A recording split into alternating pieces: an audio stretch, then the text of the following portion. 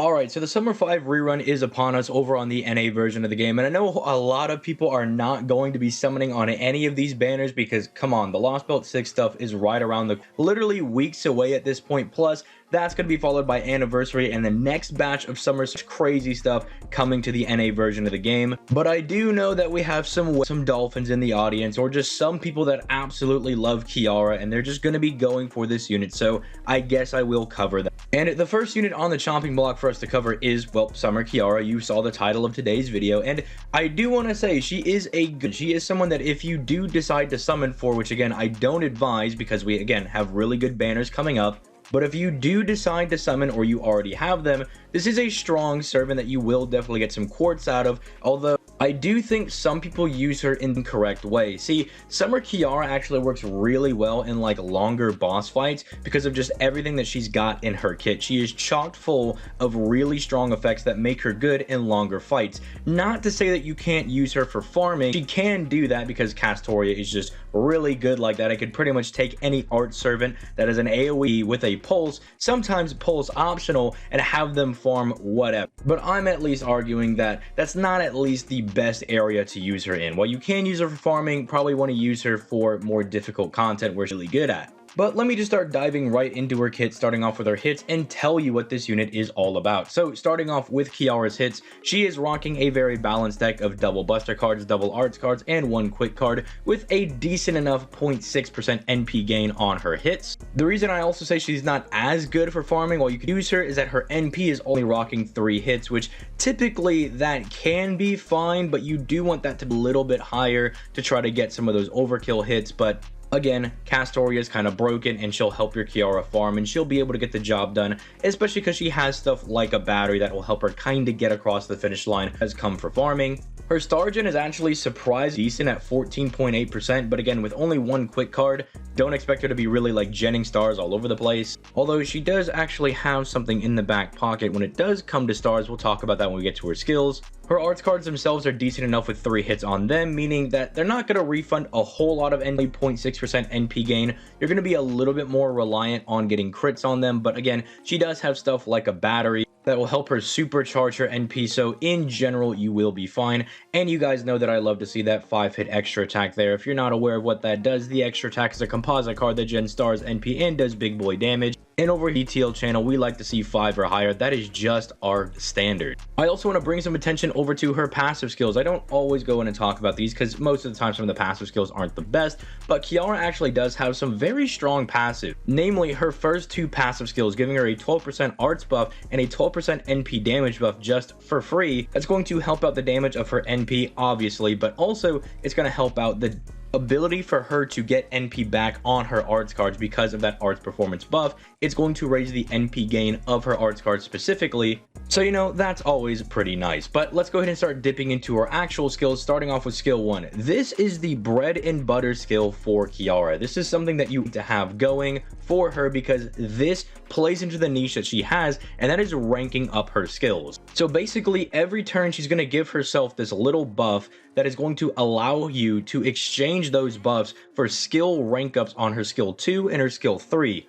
Those skills get stronger the more skill rank ups you put into them, right? So if you put 1 into them, you see a little bit of an increase and you get the full power skill if you put 2 into them. You can't go higher than 2 because obviously they only give you 4 because it only lasts for, but you want to try to rank up those skills because it makes them very strong. Now, I think a lot of people are going to care more ranking up the second skill because that's the battery skill, but the third skill is Kiara's damaging skill, right? Because like heavily nerfs the enemy's defense and everything to do a lot more damage. It's also why I think she's a little bit better in more difficult content because she wants to lower the defense, lower their arts, and continually fire into that enemy who has basically been neutered and just absolutely eviscerate them with their non-existent defense. But again, because she does have like the passive arts buff and she has good NP damage, she can still be. Now, that's not all that this skill is doing. This skill is also good outside of her niche because it's going to give her a guts that lasts for 5 turns on a 6-turn cooldown, effectively saying that Kiara almost always will have a guts up. She should always be somewhat protected, which is really good because Castoria teams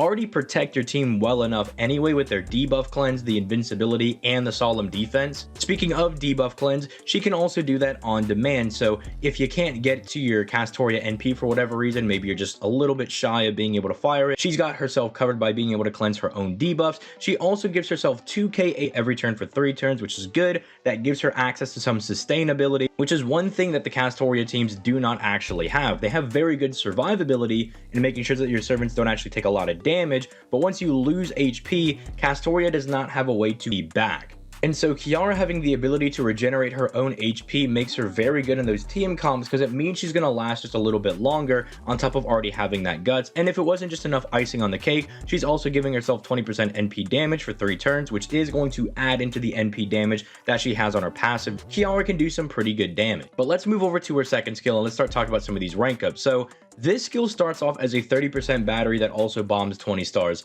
In and of itself, this is actually good enough, right? Like this is already a very good skill, but if you choose to rank it up, you're going to get a very powerful 50% battery that bombs 30 stars. And I wouldn't undermine the 30 stars that you're going to be getting, because remember I was saying that her natural NP gain is not super high, it's a little average, and so you really want to get crits on the arts cards to maximize your NP refund. So bombing all these stars ensures that you should be able to find some crits with Kiara. But that 50% battery is also supercharge your NP. You don't have access to it immediately, so you can't use her with like 50% starting charge 2 turns to start getting your stacks going. But still, again, if you're in more longer difficult content, you can take advantage of this massive 50% battery. But even if you're not, having a 30% battery and say like a farming setup is still good enough if you're missing out on just that little bit of extra NP that you need. And just is a very well rated skill because it rewards for playing in longer term content, access to a pretty sizable battery if you just want for farming. Moving over to her third final skill that she's got going on, this is the one that I really wanted to talk about because this one I feel kind of gets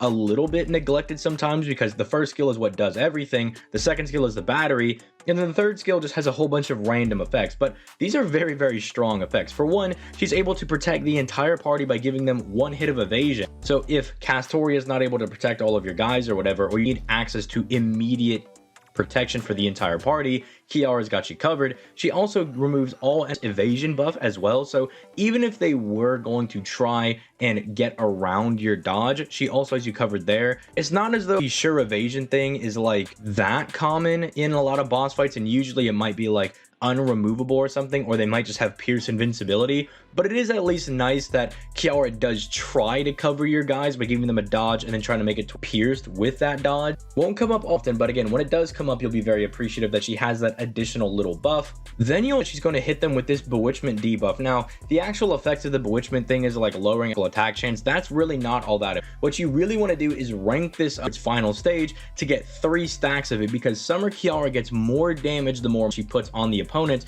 and because this is actually counted as like little purple triangle icon, right, that counts as a mental. What I like, they didn't count it as like a critical attack down because that wouldn't do anything, right? Like that wouldn't actually, because critical attack down is not a mental debuff, but the little purple triangle thing does count as a mental debuff, so that's going to give her a lot of extra damage. You choose to rank this up to its final skill, which again you should be doing, because then at the same time you're going to be getting a massive defense down any to 30% if you do decide to rank this up, and you're going to be reducing their arch resistance by 30% for 3 turns as well. Meaning if Kiara is just fighting one dude, or if you're saving this for like wave 3 for your farming setups, Kiara you hit really hard, because she's basically tripling down into how much damage she can do with this one skill, increasing the damage of her NP, reducing their defense, and reducing their arch resistance. Just a bunch of very good effects on this, on top of it having some utility and being able to keep the party alive. But let's close out by talking about that NP. And yeah, this NP might look pretty simple, and it kind of is. It's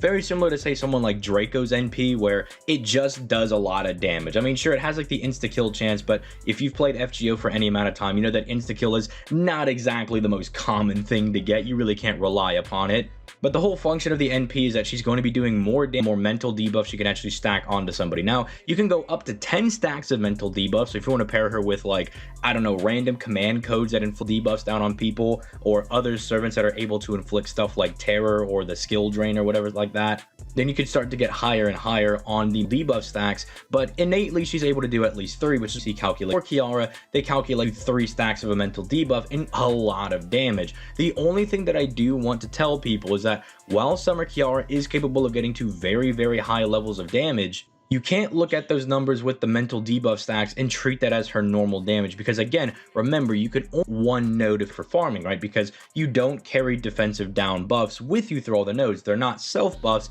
they're debuffs, which again is why I think she looks a little bit better when you bring her to more difficult content, because once you land those debuffs, you can smack that enemy with the debuffs for 3 turns in a row. But then again, for farming, it is kind of nice because you can just save the third skill for the last node and then smack the main boss that you're trying to leave big final enemy, and then just absolutely obliterate them, because you should be able to still clear waves 1 and 2 just fine anyway. But yeah, overall, this is a servant that I like a lot. I think Summer Kiara is an absolutely phenomenal servant. I think she's aging pretty well. I mean, even over the AP version of the game, while there are better AoE arts for farming, I still think she is one of the better AoE boss killings. I want to bring her for that because she just does a whole lot. She has multiple survivability, her damage is still very this day, and being able to have a decent to massive battery that also can bomb 20 to 30 stars would be very nice in most teams. But let me know what you think in the comments down below. And if you're someone that has Summer Kiara experiences, and help other people down in the comments down below about whether investing in this servant. Although again, I am going to say for like the 3rd time, we have Lost Belt 6 stuff coming right around. We do have Anniversary coming right around, and we have the new summer event that's right around the bell. So